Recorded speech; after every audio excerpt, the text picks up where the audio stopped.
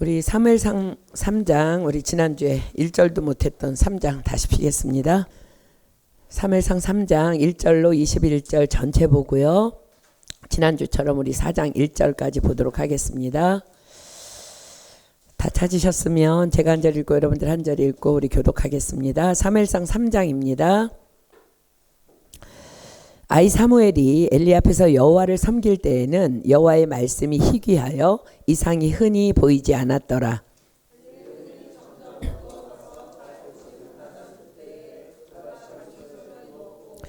하나님의 등불은 아직 꺼지지 아니하였으며 사무엘은 하나님의 궤에 있는 여호와의 전안에 누웠더니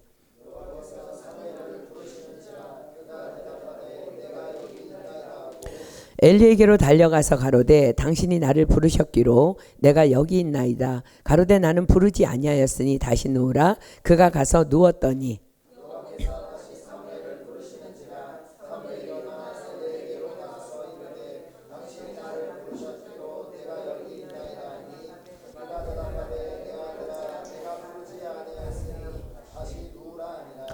사무엘이 아직 여호와를 알지 못하고 여호와의 말씀도 아직 그에게 나타나지 아니한 때라.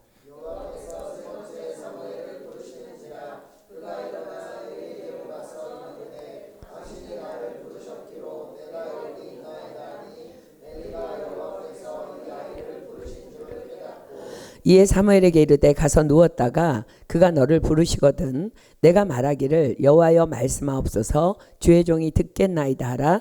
이에 사무엘이 가서 자기 처소에 누우니라.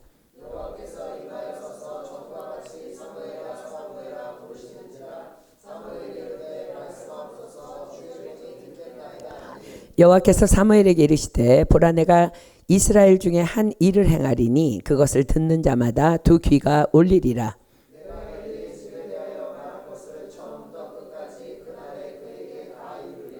내가 그 집을 영영토록 심판하겠다고 그에게 이른 것은 그의 아는 죄악을 인함이니 이는 그가 자기 아들들이 저주를 자청하되 금하지 아니하였음이니라.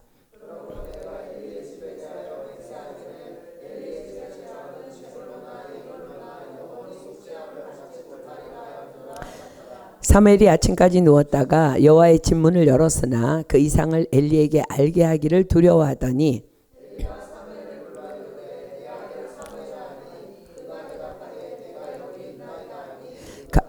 가로되 내게 무엇을 말씀하셨느냐 청하노니 내게 숨기지 말라. 내게 말씀하신 모든 것을 하나라도 숨기면 하나님이 내게 벌을 내리시고 또 내리시기를 원하노라.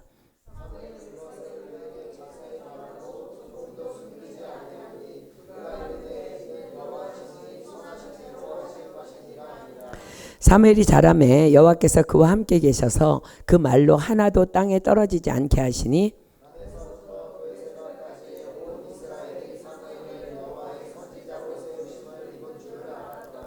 여호와께서 실로에서 다시 나타나시되 여호와께서 실로에서 여호와의 말씀으로 사무엘에게 자기를 나타내시니 사무엘의 말이 온 이스라엘에 전파되니라. 아멘.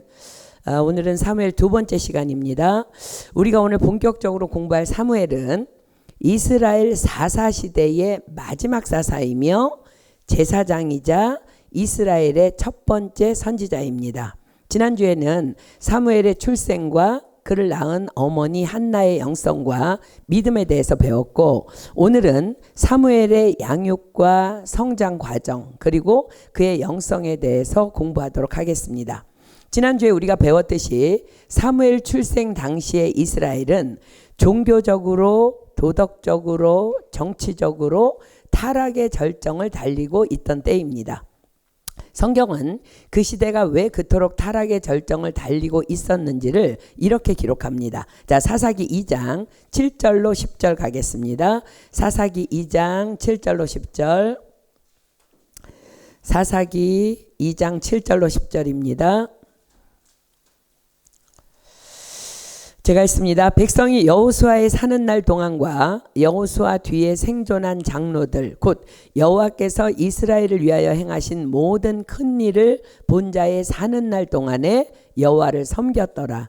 여호와의 종 눈의 아들 여호수아가 110세의 죽음에 무리가 그의 기업의 경내 에브라임 산지 가스산 북 딥낫 헤레스에 장사하였고 그 세대 사람도 다 그 열조에게로 돌아갔고 그 후에 일어난 다른 세대는 여호와를 알지 못하며 여호와께서 이스라엘을 위하여 행하신 일도 알지 못하였더라. 자, 이스라엘의 타락의 근본적인 원인이 뭐라고 말씀하세요?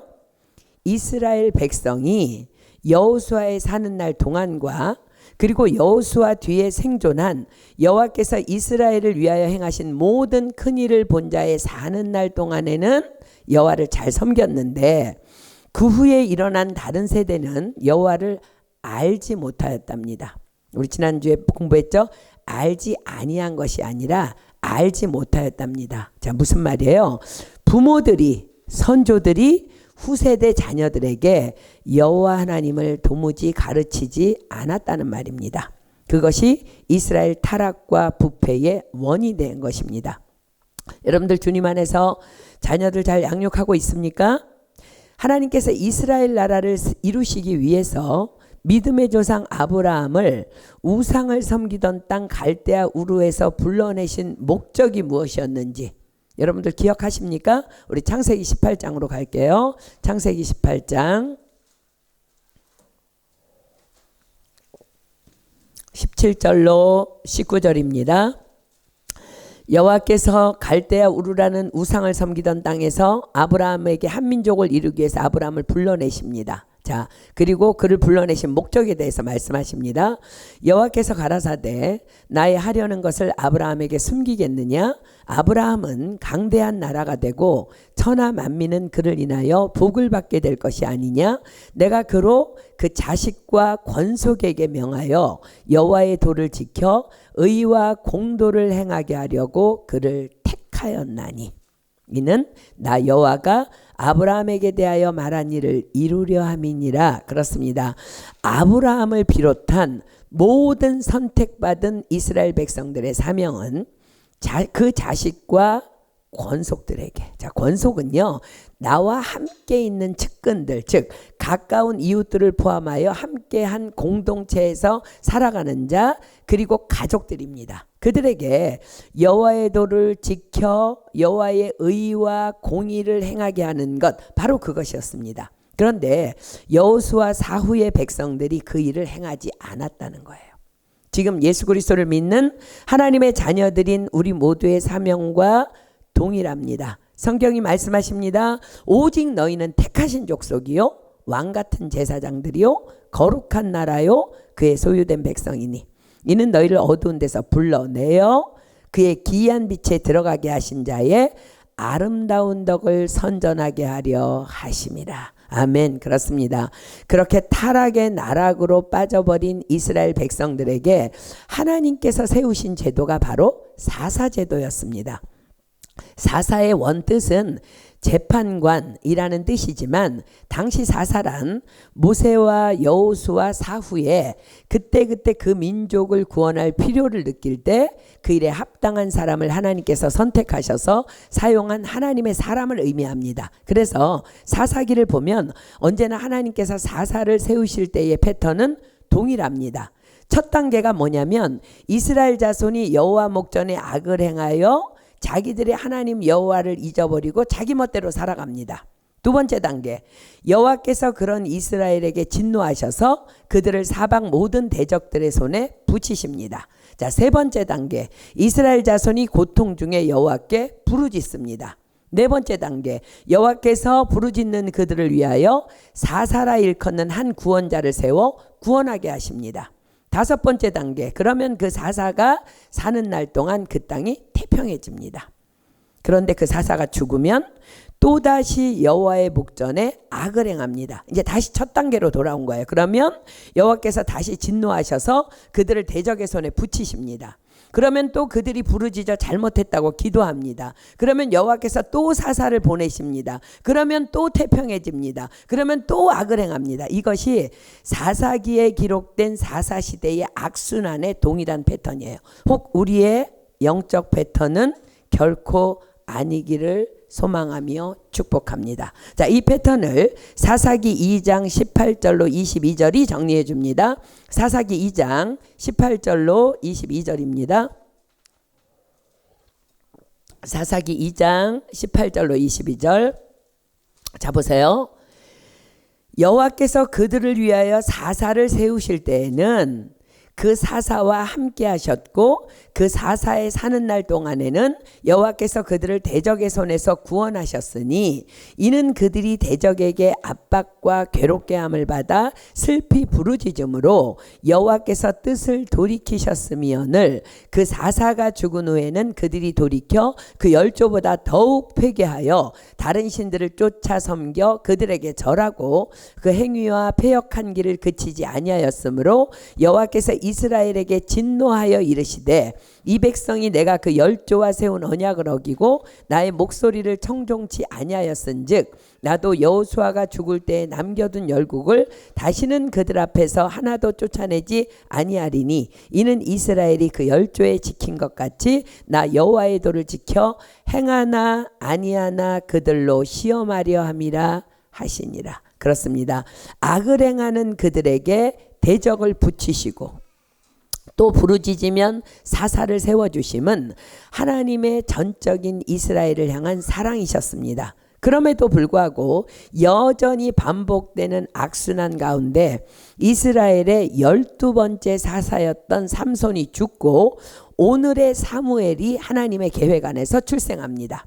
이제 하나님께서는 죽으면 끝나버리는 그 사사의 역할을 넘어서 그 악한 세대를 거룩한 영성으로 일으켜 세울 수 있는 제사장 겸 선지자 역할을 감당해낼 새로운 영적 리더를 세우기로 결정하십니다. 그리고 우둔하고 패역한 엘리 제사장에게 경고하시며 선포하십니다. 자, 사무엘상 2장 35절입니다. 사무엘상 2장 35절. 사무엘상 2장 35절. 내가 나를 위하여 충실한 제사장을 일으키리니 그 사람은 내 마음 내 뜻대로 행할 것이라. 내가 그를 위하여 견고한 집을 세우리니 그가 나의 기름 부음을 받은 자 앞에서 영구히 행하리라. 그렇게 사무엘은 믿음의 여인 한나를 통해 태어나게 됩니다. 우리가 알듯이 사무엘은 한나가 하나님께 드리기로 서원한 아들입니다. 이 모든 사람이 다 왕이신 하나님을 버리고 자기 소견대로 살아가는 이 패역한 세대를 위하여 이 아들을 당신께 드리겠사오니 이 아이를 사용하여 달라고 서원한 한나는 이 약속대로 아이가 젖을 땐 3살 무렵에 아이 사무엘을 성전으로 데려갑니다. 그러면 그 아이는 누가 영적 멘토가 되어서 양육하게 돼요? 엘리 제사장이.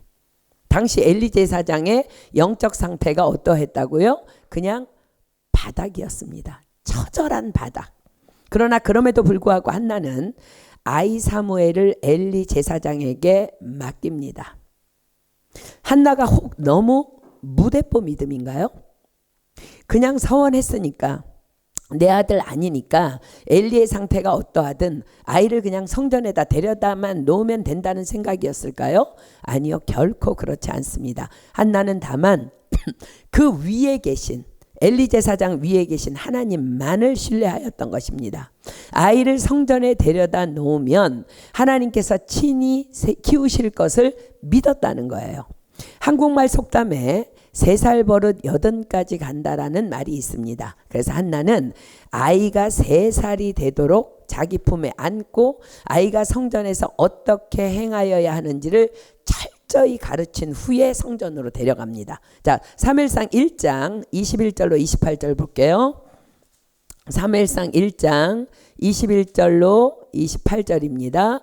이제 사무엘이 태어났어요. 그 사람은 엘가나와 그 온 집이 여호와께 매년제와 그 서원제를 드리러 올라갈 때에 오직 한나는 올라가지 아니하고 그 남편에게 이르되 아이를 젖대거든 내가 그를 데리고 가서 여호와 앞에 베게 하고 거기 영령이 있게 하리이다. 그 남편 엘가나가 그에게 이르되 그대의 소견에 선한 대로 하여 그를 젖대기까지 기다리라. 오직 여호와께서 그 말씀대로 이루시기를 원하노라. 이에 그 여자가 그 아들을 양육하며 그 젖대기까지 기다리다가 젖을 뗀 후에 그를 데리고 올라갈새 수소 셋과 가루 한 에바와 포도주 한 가죽 부대를 가지고 실로 여호와의 집에 나아갔는데 아이가 어리더라. 그들이 숫소를 잡고 아이를 데리고 엘리에게로 가서 한나가 가로되 나의 주여 당신의 사심으로 맹세하나이다. 나는 여기서 나의 주 당신 곁에 서서 여호와께 기도하던 여자라.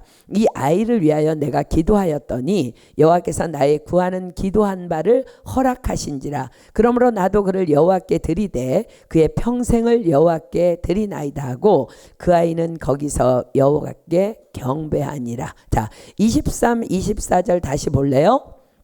이에 그 여자가 그 아들을 양육하며 그 젖대기까지 기다리다가 젖을 뗀 후에 그를 데리고 올라갈새 실로 여호와의 집에 나아갔는데 아이가 어리더라라고 기록합니다. 자, 이스라엘뿐만 아니라 일반적으로 아이의 젖을 떼는 시기는 3살입니다. 자, 여러분들의 부모님이나 조부모님 세대의 형제들은요, 한번 여러분들 생각해 보세요.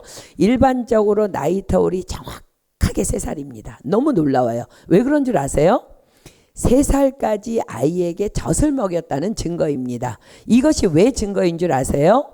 아이의 젖을 먹이는 동안에는요, 자동 피임이 되기 때문에 그렇습니다. 이것이 너무나 놀랍고 자연스러운 하나님의 신비입니다. 그러나 요즘 세대에는 우유를 먹이거나 젖을 먹여도 빨리 떼기 때문에 또 인공적으로 피임을 하기 때문에 형제들의 나이 차가 다 들쑥날쑥한 겁니다. 아무튼 이거는 딴 이야기고, 아이 사무엘이 성전에서 자라기 시작한 나이가 3살. 그만큼 어린 때였다는 거예요. 지금 우리 이제 시온이가 3살인데, 그런데 한나가 사무엘이 3살이 되도록 그 아이를 양육하였다고 성경은 기록합니다. 자, 그럼 무슨 양육을 하였을까? 한번 근거가 되는 말씀을 한번 찾아보겠습니다. 출애굽기 20장 24절입니다. 출애굽기 20장 24절. 출애굽기 20장 24절입니다. 내게 토단을 쌓고 그 위에 너의 양과 소로 너의 번제와 화목제를 드리라. 지금부터 내가 무릇 내 이름을 기념하게 하는 곳에서 내게 강림하여 복을 주리라. 자, 하나님께서 무엇라 말씀하셨어요? 내가 무릇 내 이름을 기념하게 하는 곳에서 내게 강림하여 복을 주리라. 자, 그렇다면 성전은 늘 하나님께서 강림하시어 복을 주시는 장소임을 한나는 믿었던 거예요. 확실하게 믿었다는 거예요. 한나는 아이 사무엘을 안고 언제나 이렇게 가르쳤을 것입니다. 사무엘, 넌 곧 성전으로 올라가서 그곳에서 자라게 될 거야. 하나님께서는 우리에게 이렇게 약속하셨어. 내가 무릇 내 이름을 기념하게 하는 곳에서 내게 강림하여 복을 주리라. 그러니 사무엘, 너는 그곳에서 가장 복 있는 아이로 자라게 될 거야. 그리고 그곳에서 이제 너를 양육해 주실 분은 제사장님이셔. 너는 그분의 말씀대로만 순종하면 돼. 다만 그분이 하라시면 하고 하지 말라시면 하지 않으면 하나님께서 친히 너를 길러 주실 거야. 엄마는 다만 너를 위해 기도한다. 넌 이 땅을 다시 영적으로 일으켜 세울 거룩한 영적 지도자로 세워져야 한단다. 그 일을 위해 너는 다만 제사장님의 가르침만 따르거라. 자, 어린 사무엘에게 그렇게 2가지만 반복적으로 아이에게 말해주고 또 말해준 거예요. 너는 여호와의 축복이 보장된 성전에서 자랄 것이라는 것. 그리고 그곳에서 내가 할 일은 다만 제사장님의 말씀대로만 순종하면 되는 것. 자, 이것은 어떤 말씀에 대한 근거가 되는 가르침이었을까요? 각 사람은 위에 있는 권세들에게 굴복하라. 권세는 하나님께로 나지 않음이 없나니 모든 권세는 다 하나님이 정하신 바라. 그러므로 권세를 거스리는 자는 하나님의 명을 거스림이니 거스리는 자들은 심판을 자취하리라. 사환들아, 범사에 두려워함으로 주인들에게 순복하되 선하고 관용하는 자들에게만 아니라 또한 까다로운 자들에게도 그리하라. 자, 하나님 더불어 또 말씀하십니다. 사람의 행위가 여호와를 기쁘시게 하면 그 사람의 원수라도 그로 더불어 화목하게 하시느니라. 그렇습니다. 엘리 제사장이 악하든 악하지 않든 한나는 엘리 제사장 위에 있는 하나님을 바라봤기 때문에 하나님이 엘리를 통해서 친히 양육해 주실 것이라는 거예요. 자, 아이 사무엘을 보십시오. 다시 사무엘상 1장 27절 28절 한번 다시 볼래요? 엄마 한나가 아이를 엘리 제사장에게 이제 맡기는 장면입니다. 보세요. 이 아이를 위하여 내가 기도하였더니 여호와께서 나의 구하여 기도한 바를 허락하신지라. 그러므로 나도 그를 여호와께 드리되 그의 평생을 여호와께 드리나이다 하고 그 아이는 거기서 여호와께 경배하니라. 자, 아이가 어쨌다고요? 그 아이는 거기서 여호와께 경배하니라. 무슨 말이에요? 아이가 지금까지 엄마가 3년이 되도록 다 말한 그 말귀를 다 알아들었다는 거예요. 나는 이제 성전에서 자라야 되는구나. 그리고 사무엘은 어릴 때부터 세마포 에봇을 입고 여호와를 섬깁니다. 자, 사무엘상 2장 18절로 21절입니다.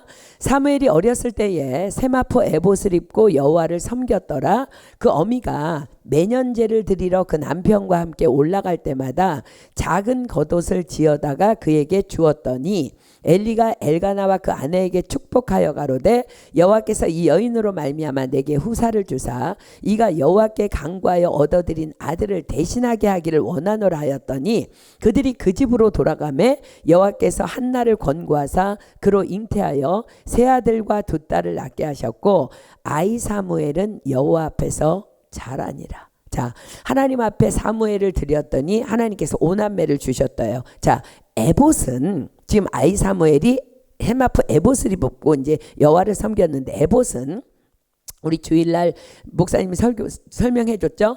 소매 부분이 없는 긴 조끼 모양으로 생긴 제사장들이 제일 겉에 입는 공식 제사복장입니다. 자, 우리가 지난달 필사한 출애굽기 28장에는요.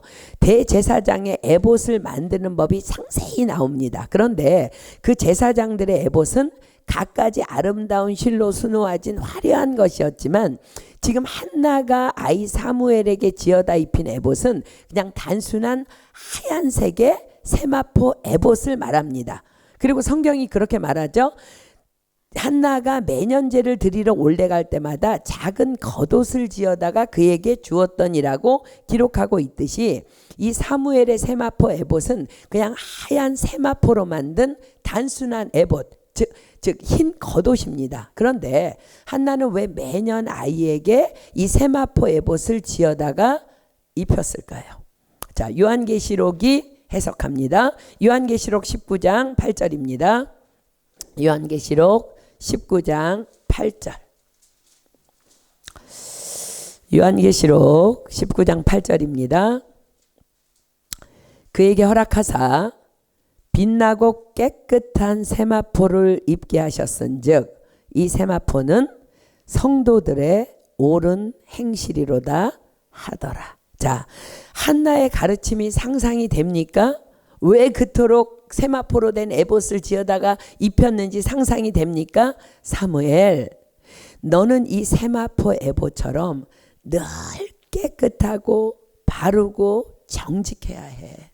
너는 장차 진짜 에봇을 입는 제사장이 될 거야 라는 의미입니다.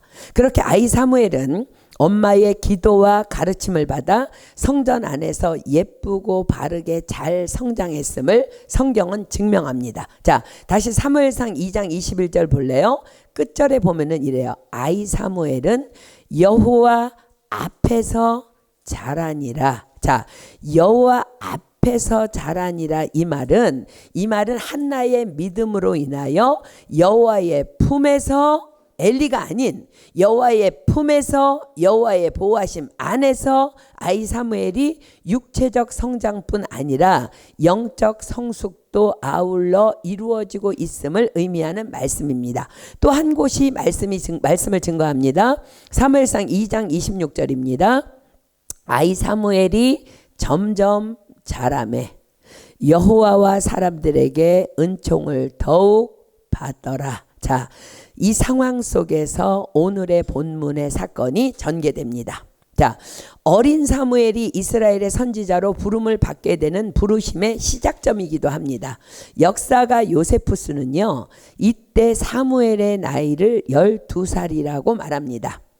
이스라엘 사회에서 성년으로 간주되는 나이는 12세였다고 합니다. 왜냐하면 12세는 몸이 성년이 아니라 영적 깨달음을 분명하게 받을 수 있는 나이가 12세로 보기 때문입니다. 그러니까 12세 때 당연히 성령 받을 수 있고 말씀 다 깨달아질 수 있고 온전한 예배 드릴 수 있고 영적으로 분별할 수 있다는 거예요. 그래서 이스라엘에서는 12살을 성년으로 봅니다. 그 증거로 다만 누가복음만이 기록하고 있는 예수님의 12세 때의 사건을 학자들은 제시합니다. 자, 누가복음 2장 40절로 52절입니다. 누가복음 2장 40절로 52절. 완전한 육신을 입고 오신 예수님이 12살 때에 그 영적인 이제 깨달음이 깨달아지기 시작한다는 거예요. 자, 누가복음 2장 40절로 52절입니다. 아이가 자라며 강하여지고 지혜가 충족하며 하나님의 은혜가 그 위에 있더라. 그 부모가 해마다 유월절을 당하면 예루살렘으로 가더니 예수께서 12살 될 때에 저희가 이 절기의 전례를 쫓아 올라갔다가 그 날들을 마치고 돌아갈 때에 아이 예수는 예루살렘에 머무셨더라. 한 번도 그런 적이 없었어요.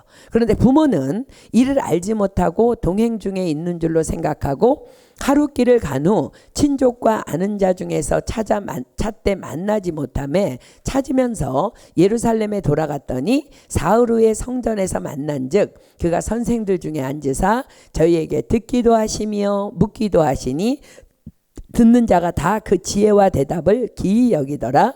그 부모가 보고 놀라며 그 모치는 가로되 아이야 어찌하여 우리에게 이렇게 하였느냐 보라 내 아버지와 내가 근심하여 너를 찾았노라.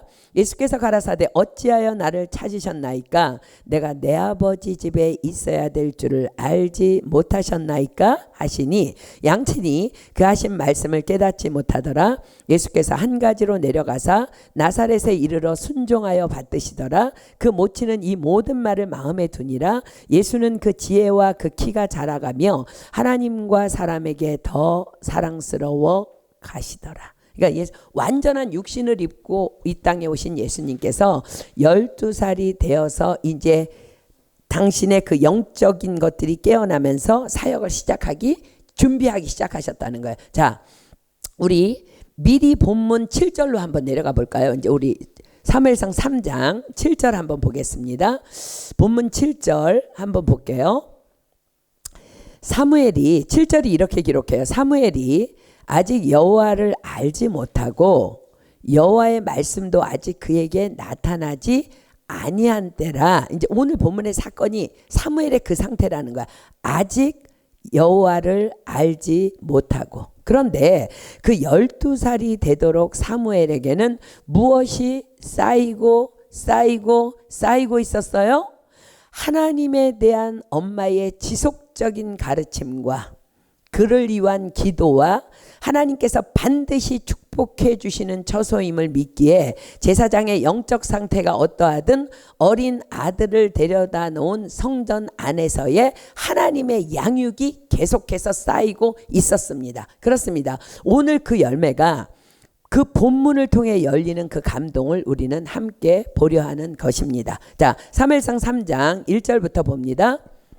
아이 사무엘이 엘리 앞에서 여호와를 섬길 때에는 여호와의 말씀이 희귀하여 이상이 흔히 보이지 않았더라. 자, 아이 사무엘이 엘리 앞에 앞에서 여호와를 섬길 때에, 자, 엘리 앞에서라는 말은 엘리의 가르침에 따라 엘리의 감독 하에서라는 말입니다. 그렇습니다. 아이 사무엘이 철저하게 엘리의 가르침 안에서 양육되어지고 있었음을 의미합니다. 그러므로 사무엘에게 있어 엘리 제사장은 하나님 다음가는 철저한 순종과 복종의 대상이었습니다. 그런데 아이 사무엘이 아직 모르기 때문에 그가 복종의 대상은 엘리인 거예요. 그러나 12살의 사무엘은 12살을 성인으로 본다면 어느 정도 옳고 그름에 대한 인식이 아마도 있었던 때일 것입니다. 그럼에도 사무엘은 엄마의 철저한 가르침에 따라 무조건 엘리 제사장의 말에 순종합니다. 저는 이 말씀을 깊이 연구하기 전에는 이런 의문을 잠시 가진 적이 있습니다. 왜 하나님께서는 어린 사무엘에게, 지금 우리가 이제 본문을 2번이나 읽었으니까 여러분들 다 기억하죠? 왜 어린 사무엘에게 엘리 제사장의 가문을 저주하실 것에 대해 말씀하셨을까? 그것도 하나님을 아직 알지 못하는 어린 사무엘에게 처음으로 오셔서 왜 하필 그 말씀을 하셔야만 했을까? 그저 아름답게 처음 만남이니까 사무엘, 난 하나님이야, 난 너를 너무 사랑해 라든가, 난 널 이 세대의 영적 리더로 기름 부을 거야 라든가, 이런 말씀이 아닌 감당하기 힘든, 어린아이로서 정말 감당하기 힘든 그런 저주의 말씀을 굳이 어린아이인 사무엘에게 왜 하셔야만 하셨을까? 그런데 제가 이 말씀을 연구하다가 그 이유를 확실하게 깨닫게 되었어요. 그렇습니다. 사무엘은 그 패역한 엘리 제사장 밑에서 3살부터 12살까지 9년을 함께 있었습니다. 사무엘은 다 보았을 것입니다. 다 들었을 것입니다. 무엇을요? 엘리의 악의 상태를. 그렇습니다. 하나님께서는 어린 사무엘에게 하나님이 어떤 분이신지를 분명하게 말씀하여 주시기 위하여 그리하셨던 거예요. 나를 존중히 여기는 자는 내가 존중히 여기고 나를 멸시하는 자를 내가 경멸히 여기리라 하셨습니다. 그렇습니다. 하나님은 악행을 일삼으며 하나님을 멸시하는 자들을 오래 참으시지만 그러나 반드시 진노로 그 악을 벌하시는 하나님이심을, 그리고 지금껏 사무엘이 보아왔던 모든 엘리 제사장 집안의 행함들은 분명한 악이었음을, 사무엘은 어린 나이였지만, 아니 어린 나이였기 때문에 그 분명하고도 충격적인 저주의 말씀이 그의 평생을 거룩으로 살도록 이끌어주는 힘이 되었을 것입니다. 그렇습니다. 하나님께서는 그 패역한 세대의 사무엘로 하여금 확실한 영적 거룩을 소유한 리더가 되도록 의도적으로 그리하신 것입니다. 사무엘, 똑똑히 지금껏 보았니? 악에 대한 징벌도 넌 앞으로 똑똑히 보게 될 거야. 이것이 바로 사무엘로 사무엘 되게 하신 하나님의 사랑이셨습니다. 그렇습니다. 사무엘은 이 부르심의 날을 시작으로 그가 늙어 죽는 날까지 결코 악과는 상관없는 거룩하고 의로운 영적 거인의 삶을 기어이 살아냈음을 성경은 증명합니다. 자, 사무엘상 12장으로 한번 가볼게요. 사무엘상 12장 1절로 5절입니다. 사무엘상 12장 1절로 5절. 사무엘이 온 이스라엘에게 이르되 보라, 너희가 내게 한 말을 내가 다 듣고 너희 위에 왕을 세웠더니 이제 왕이 너희 앞에 출입하느니라. 보라, 나는 늙어 머리가 희었고 내 아들들도 너희와 함께 있느니라. 내가 어려서부터 오늘날까지 너희 앞에 출입하였거니와 내가 여기 있나니 여호와 앞과 그 기름 부음 받은 자 앞에서 내게 대하여 증거하라. 내가 네 소를 취하였느냐, 네 나귀를 취하였느냐, 누구를 속였느냐, 누구를 압제하였느냐, 내 눈을 흐리게 하는 뇌물을 네 손에서 취하였느냐. 여러분, 이게 다 뭔지 아세요? 엘리가 한 짓이에요. 엘리와 그 아들들이 한 짓이에요. 그리하였으면 내가 그것을 너희에게 갚으리라. 그들이 가로되 당신이 우리를 속이지 아니하였고 압제하지 아니하였고 네 손에서 아무것도 취한 것이 없나이다. 사무엘이 백성에게 이르되 너희가 내 손에서 아무것도 찾아낸 것이 없음을 여호와께서 너희에게 대하여 증거하시며 그 기름 부음을 받은 자도 오늘날 증거하느니라. 그들이 가로되 그가 증거하시나이다. 사람 앞에서는 거룩할 수 있는데요, 하나님 앞에서까지 증거가 되는 거룩한 삶을 살아낸 거예요. 그날 이후로. 그렇습니다. 그래서 아이들 양육이 이렇게 중요한 거예요. 자, 다시 본문 1절로 갑니다.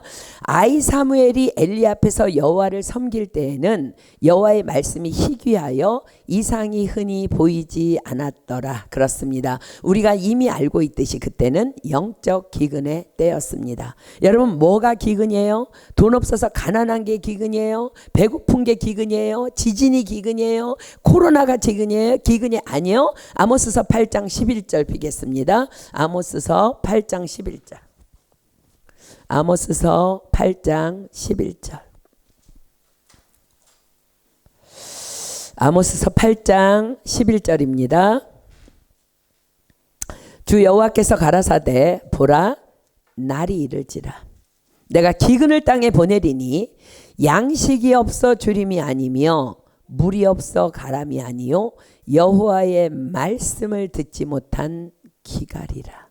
여러분, 이 코로나 시대에도 우리가 하나님의 음성을 계속해서 듣고 말씀 안에 거한다면 이것은 기근이 아니라 우리에겐 축복의 시간인 줄 믿습니다. 아멘. 그러니까 양식이 없고 가난한 게 기근 아니라는 거야. 자, 그런데 이들은 왜 말씀을 못 듣는 기근에 이르렀어요? 이사야서 59장 1절로 3절입니다.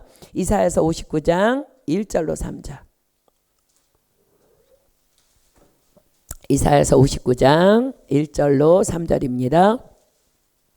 여호와의 손이 짧아 구원치 못하심도 아니요 귀가 둔하여 듣지 못하심도 아니라 오직 너희 죄악이 너희와 너희 하나님 사이를 내었고 너희 죄가 그 얼굴을 가리워서 너희를 듣지 않으시게 함이니 이는 너희 손이 피해 너희 손가락이 죄악에 더러웠으며 너희 입술은 거짓을 말하며 너희 혀는 악독을 바람이라. 그렇습니다.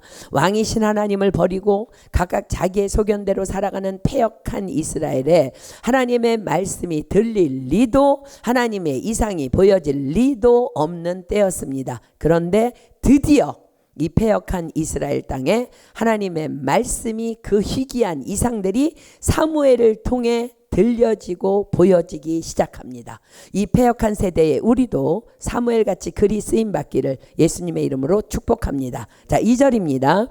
엘리의 눈이 점점 어두워가서 잘 보지 못하는 그때에 그가 자기 처소에 누웠고 하나님의 등불은 아직 꺼지지 아니하였으며 사무엘은 하나님의 궤에 있는 여호와의 전안에 누웠더니. 자, 2절과 3절은 각각 대조적인 두 사람의 상태를 보여줍니다.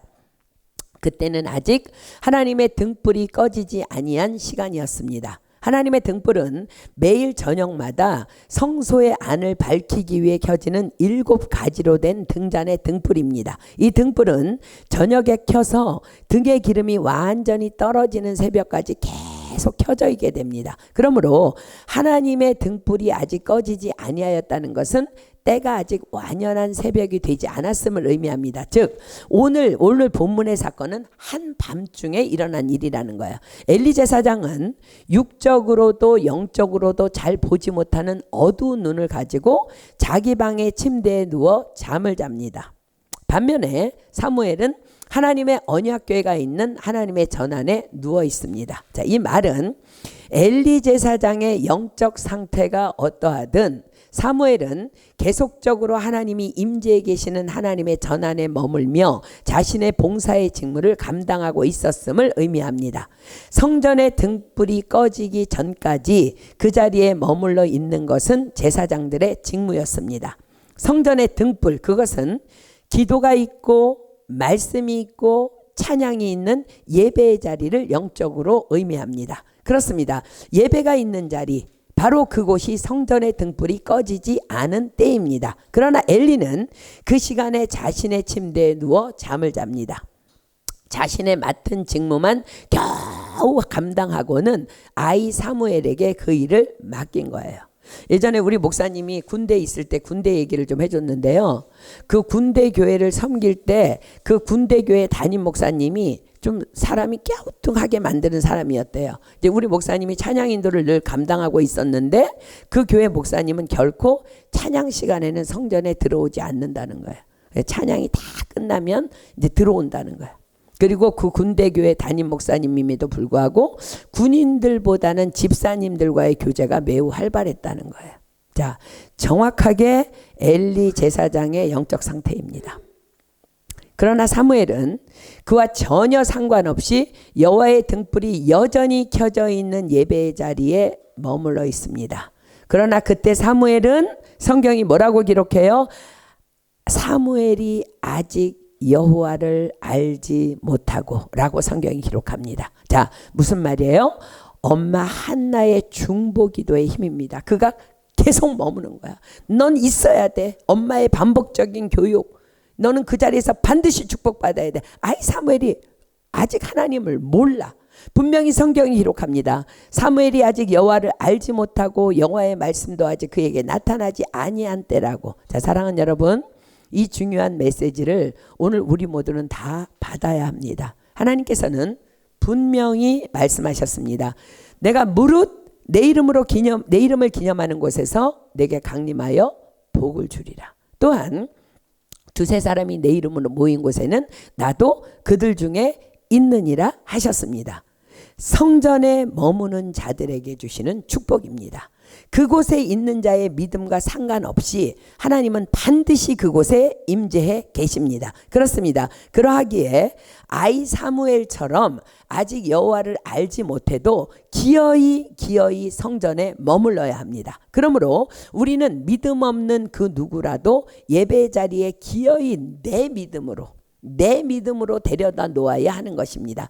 자꾸 머물러야 하고 지속적으로 머물러야 합니다. 자, 보십시오.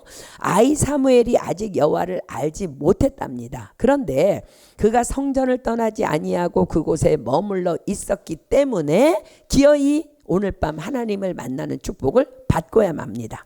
특별히 아이들을 키우는 부모님들께 선포합니다.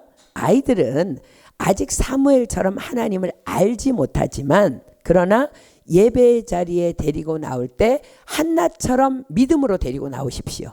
주께서 말씀하십니다. 내 믿음대로 될지어다. 한나가 믿음으로 사무엘을 성전에 데려다 놓습니다. 다만 한나의 믿음이었습니다. 그 사무엘이 오늘 하나님을 만납니다. 사랑하는 여러분, 예수님께서는 언제나 무슨 일이든지 너의 믿음만이 그 일을 가능케 할 것이라고 언제나 말씀하십니다. 여러분 신약 성경 쫙 읽어보세요. 전부 믿음이에요. 어느 날 소경들이 예수님께 소리칩니다. 우리를 불쌍히 여기소서. 주께서 물으십니다. 내가 능히 그 일할 줄 믿느냐? 그러자 그들이 대답합니다. 그렇습니다. 그러자 주님 말씀하십니다. 너희 믿음대로 되라. 귀신 들린 딸을 가진 가나안 여인에게도 말씀하십니다. 여자야, 내 믿음이 크도다. 내 소원대로 되라. 혈루증을 앓는 여인에게도 말씀하십니다. 딸아 안심하라. 내 믿음이 너를 구원하였다. 그렇습니다. 믿음이 없이는 우리에게는 아무런 일도 일어나지 않습니다. 다만 믿을 때 하나님의 영광을 보게 되는 거예요. 어린 아이들뿐만 아니라요. 여러분들도 이 성전에 들어올 때마다 예배의 자리에 나올 때마다 이 자리에 하나님이 임재해 계시며 반드시 우리에게 상 주시는 이심을 믿는 그 믿음이 없이 이 자리에 앉아 있다면 여러분들에게 아무 일도 일어나지 않습니다. 그러나 내가 내 이름을 기념하는 곳에 강림하여 내가 너희에게 복을 줄게 말씀하신 그 약속을 믿는 사람은 반드시 복을 바가지로 뒤집어 쓰고 나가는 거예요. 아멘입니까? 제가 한국에 다녀오는 동안에 특별히 우리 애기 엄마들에게 부탁했어요. 그리고 부모들에게 선포했어요. 화요일에 이제 아이들이 다 3주 동안 나오게 될 거예요. 다 성전에 믿음으로 엄마들이 데리고 나올 거예요. 아빠들도 기도해야 합니다. 믿음으로 아이들 데리고 나오십시오. 엘리 제사장처럼 아직 하나님의 등불이 꺼지지 않았는데 교회에서 예배가 진행되어지고 있는데 집에 머무르지 말라는 거야.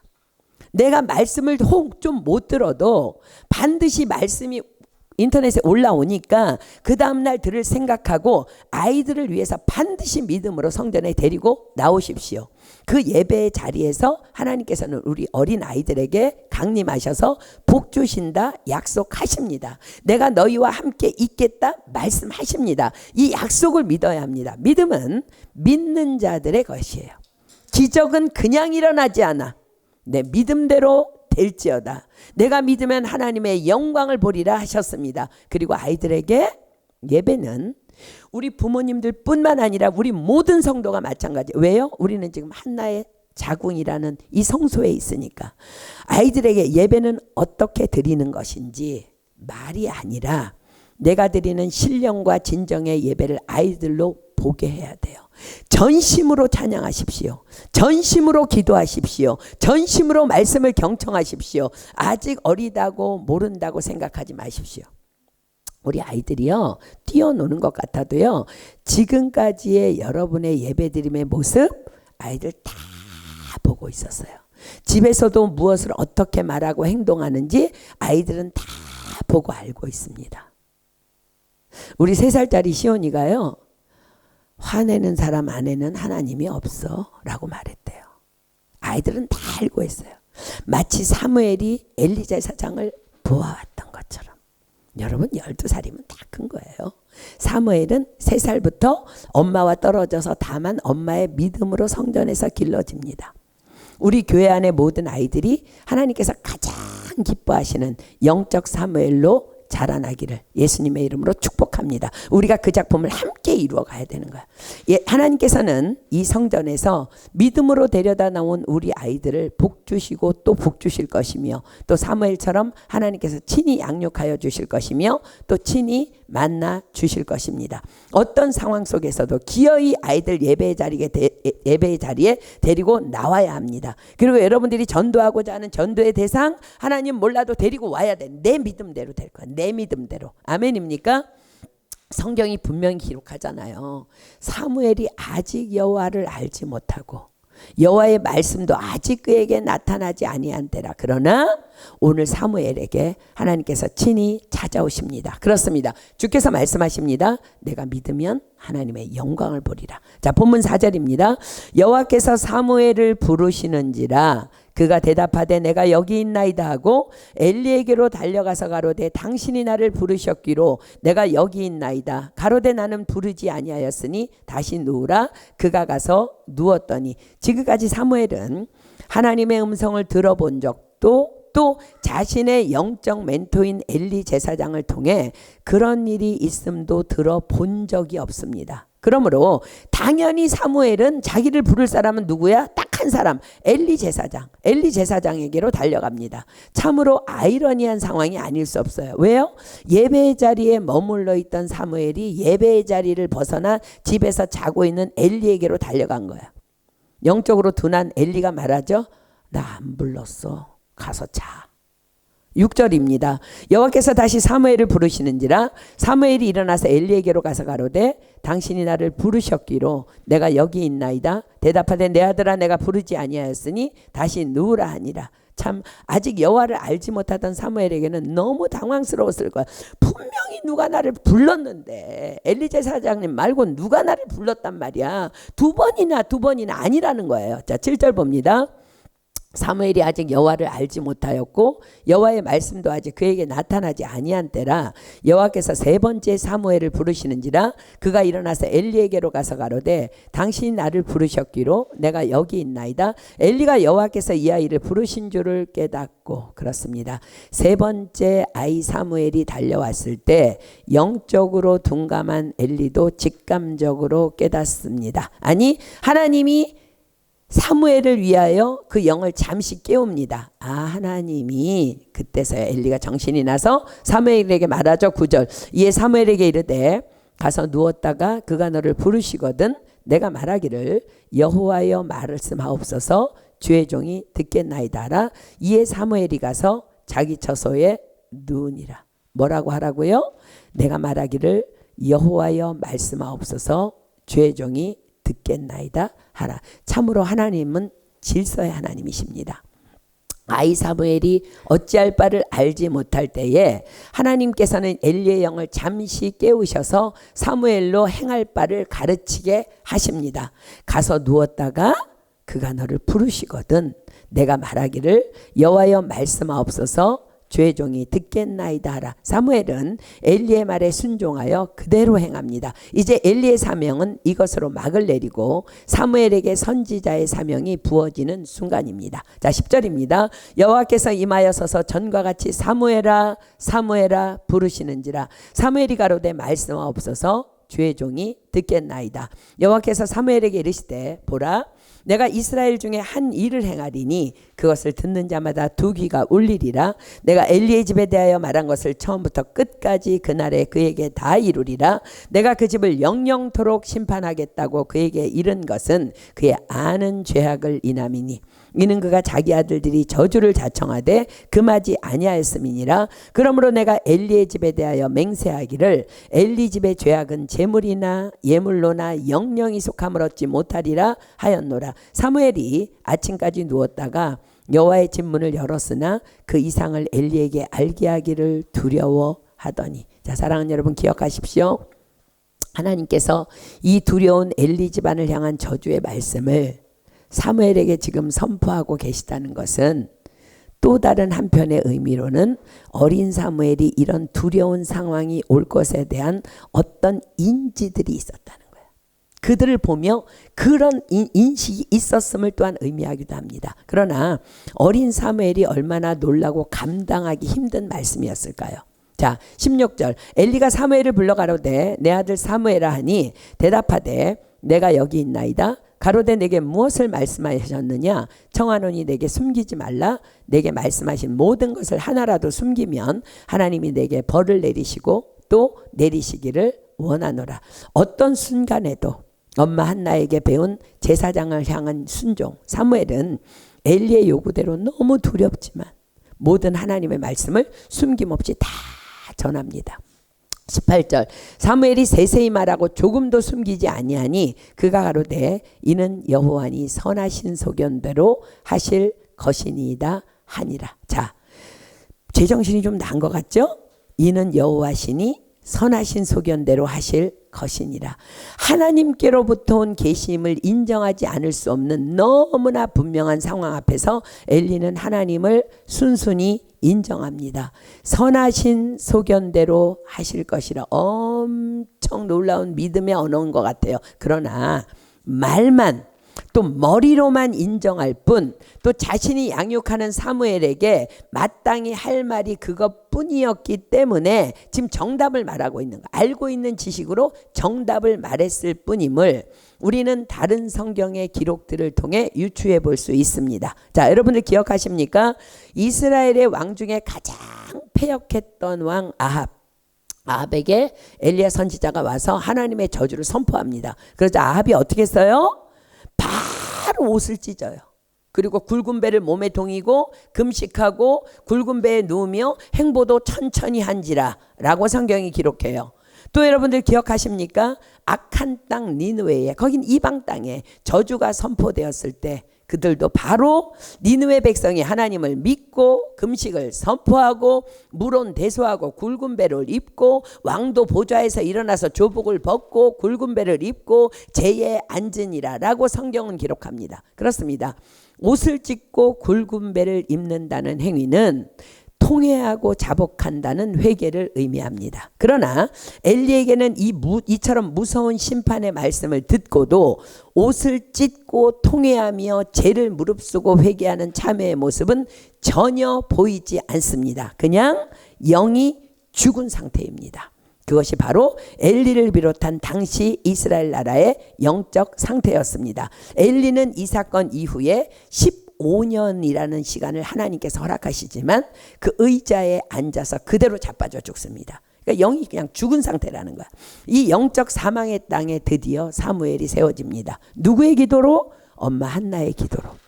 자, 사랑하는 여러분, 우리 모두가 다 영적 한나가 되기를 축복합니다.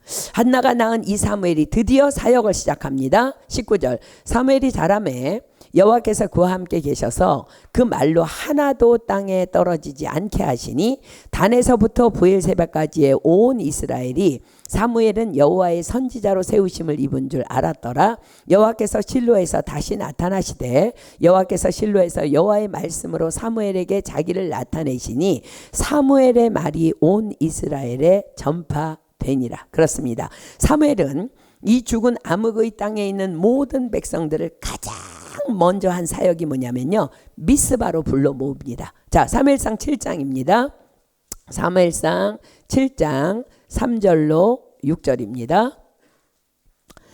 사무엘상 7장 3절로 6절. 사무엘이 이스라엘 온 족속에게 일러가로되 너희가 전심으로 여호와께 돌아오려거든 이방 신들과 아스타롯을 너희 중에서 제하고 너희 마음을 여호와께로 향하여 그만 섬기라. 너희를 블레셋 사람의 손에서 건져내시리라. 이에 이스라엘 자손이 바알들과 아스타롯을 제하고 여호와만 섬기니라. 사무엘이 가로되 온 이스라엘은 미스바로 모이라. 내가 너희를 위하여 여호와께 기도하리라 하매 그들이 미스바에 모여 물을 길어 여호와 앞에 붓고 그날에 금식하고 거기서 가로되 우리가 여호와께 범죄하였나이다 하니라. 사무엘이 미스바에서 이스라엘 자손을 다스리니라. 자, 사랑하는 여러분, 사사시대의 영적 패턴이 어떠했다고요?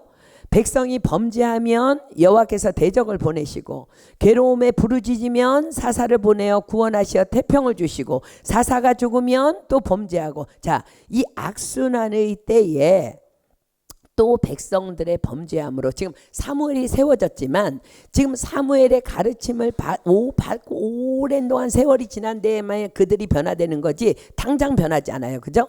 또 백성들의 범죄함으로 하나님께서는 블레셋이라는 대적을 이스라엘에게 파송하십니다. 그동안의 모든 사사들은요 다 전쟁에 나가서 직접 싸웠습니다. 그러면 하나님께서 사사를 도우셔서 그 전쟁을 이기게 하셨습니다. 그러나 사무엘은 전쟁이 있을 때마다 전쟁에 나가는 것이 아니라 다만 예배를 드립니다. 그리고 그들은 다 미스바로 불러 모아서 그들의 내면의 죄악들을 회개하라 촉구합니다. 자, 사랑하는 여러분, 기억하십시오. 전쟁은 누구에게 속하였다고요? 다만 하나님께. 그렇습니다. 대적을 보내신 분도 하나님, 그들로 전쟁을 일으키게 하신 분도 하나님. 그러면 모든 전쟁 앞에서 우리가 가장 먼저 해야 할 일이 뭐예요? 그렇습니다. 하나님께 엎드리면 되는 거예요. 잘못했다고, 용서해 달라고, 다시는 범죄하지 않겠다고 회개하고 그분을 경배하며 예배하면 되는 거예요. 자, 놀라운 현장으로 한번 가볼까요? 사무엘이 미스바에서 영적 가르침을 행하고 있을 때에 그 소식을 들은 블레셋이 쟤네들 미스바에 모였대. 전쟁할 생각은 안 하고 이스라엘을 치러 옵니다. 자, 이것조차도 누가 하신 거예요? 하나님께서. 왜요? 하나님께서 전쟁을 이기는 승리의 방법이 무엇인지를 사무엘을 통해 백성들에게 똑똑하게 보여주시기 위함이셨습니다. 자, 놀라운 현장으로 갑니다. 그 다음 절입니다. 사무엘상 7장 7절로 13절입니다.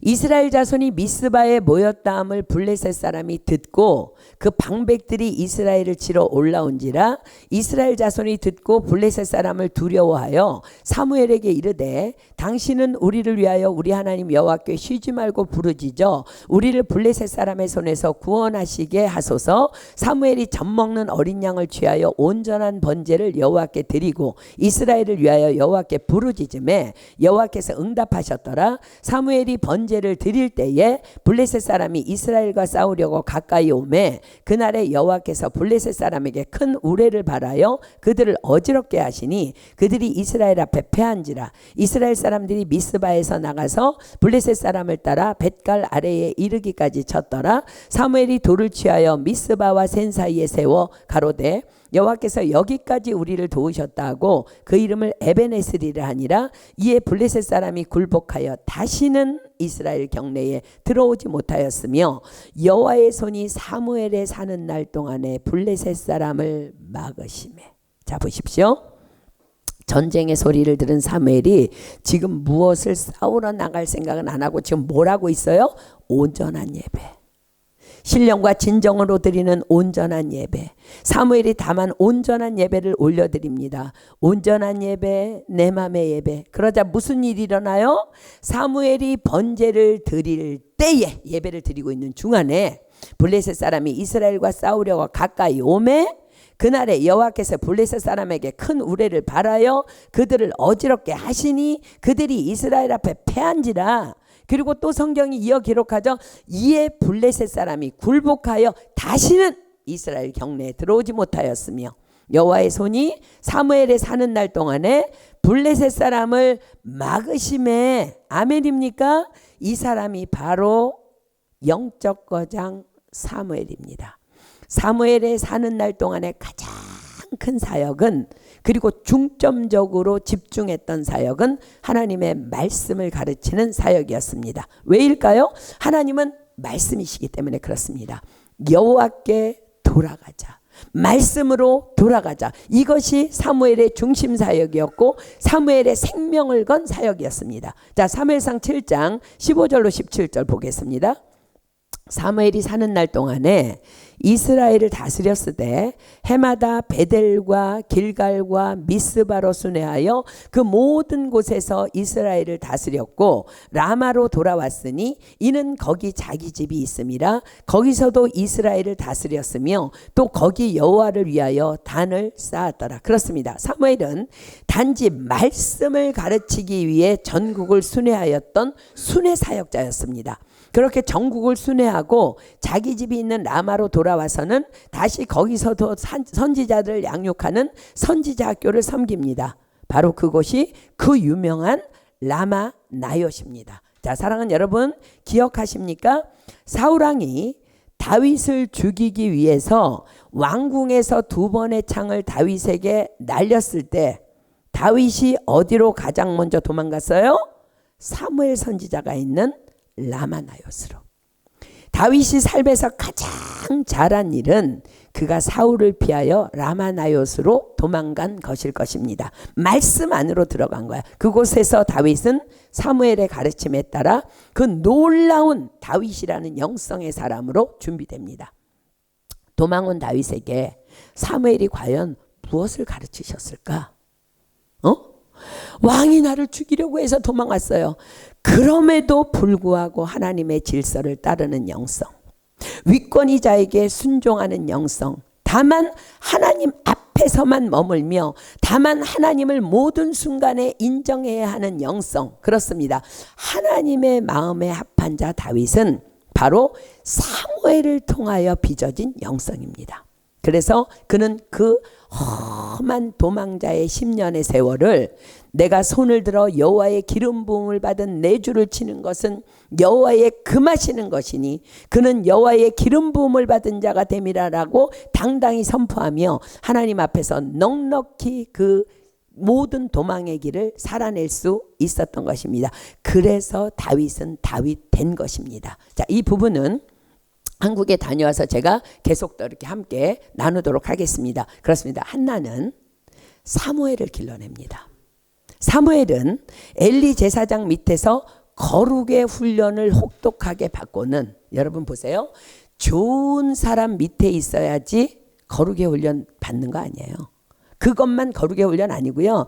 이런 엘리 제사장 같은 사람 밑에서 무엇이 악인지를 정확하게 보는 것도 거룩의 훈련입니다. 그러니까 엘리 제사장 밑에서 거룩의 훈련을 혹독하게 받고는 영적 거장 사무엘로 빚어집니다.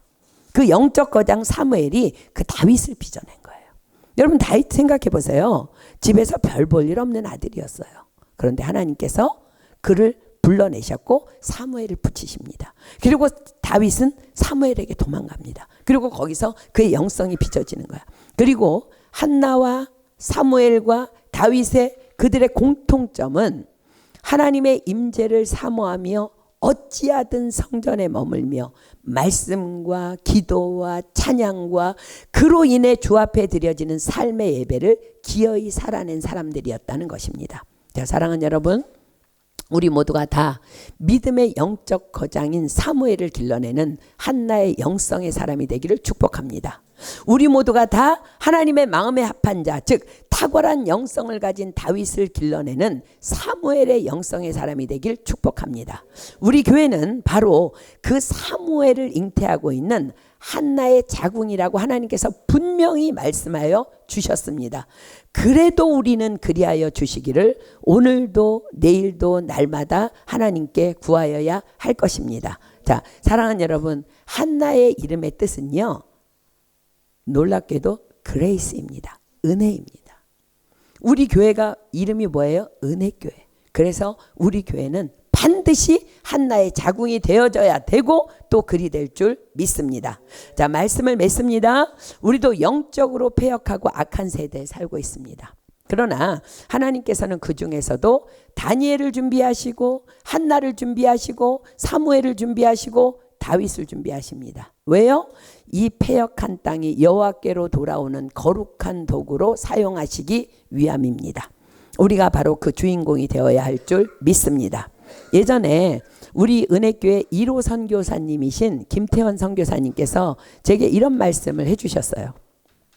김 선교사, 팥떡 있지, 팥떡. 그 팥떡을 다만 이웃에게 나누어 주기 위해서 찌면, 쪄가지고 그 팥떡을 다 남김없이 이웃에게 나누어 주어도 남는 게 있어. 바로 팥고물이야. 근데 그게 얼마나 맛있는지 알지?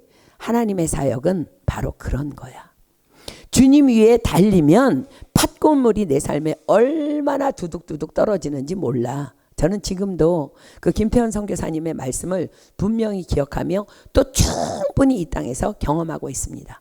그렇습니다. 그것이 바로 너희는 먼저 그의 나라와 그의 의를 구하라.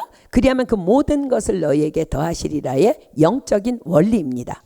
그렇습니다. 우리는 남 주기 위해, 내가 아닌 남 주기 위해 우리의 영혼육이 반드시 잘 되어야 합니다. 아멘입니까? 사무엘을 빚어내기 위해, 다윗을 빚어내기 위해, 또 다니엘을 빚어내기 위해 반드시 우리는 잘 되어야 된다는 것. 그러나 그 과정 가운데 하나님께서는 우리로 땅의 높은 곳에 반드시 올려놓으실 것을 믿습니다. 자, 주께서 약속하십니다. 마지막으로 말씀 찾고 우리 찬양할게요. 신명기 33장 29절입니다.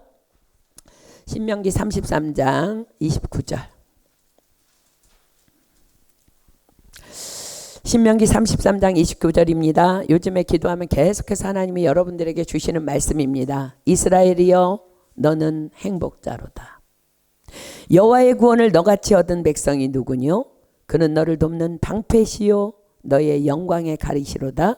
내 대적이 내게 복종하리니 내가 그들의 높은 곳을 밟으리로다. 아멘. 이 말씀의 축복이 다만 거룩한 영성을 위해 달려가는 저와 여러분, 우리 모두의 것이 되기를 예수님의 이름으로 축복합니다. 아멘. 우리 찬양하고 기도하겠습니다. 우리 하나님이 찾으시는 그 한 사람 되기 위해서, 그 한 사람 한나가 되기 위해, 그 한 사람 사무엘이 되기 위해, 그 한 사람 다윗이 되기 위해, 그 한 사람 다니엘이 되기 위해 우리 이 찬양을 하나님 앞에 올려드리고 그렇게 결단하며 나아갔으면 좋겠습니다.